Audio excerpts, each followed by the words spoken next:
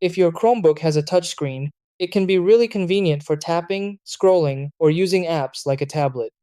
But there are times when the touch feature can become more of a problem than a help, like accidental taps while typing, smudges on the screen, or kids interacting with it unintentionally. Many users don't realize that the touchscreen can actually be turned off completely and then turned back on whenever needed. The confusing part is that this option isn't found in the regular settings menu, so it can feel like there's no way to control it. Once you know the exact shortcut and where to access it, switching the touchscreen on or off becomes quick and effortless, giving you full control over how you use your Chromebook. Try these. Step 1. Open the Chrome browser on your Chromebook. Step 2. Type Chrome, flags into the address bar, and press Enter. Step 3. In the search bar, type Debugging Keyboard Shortcuts.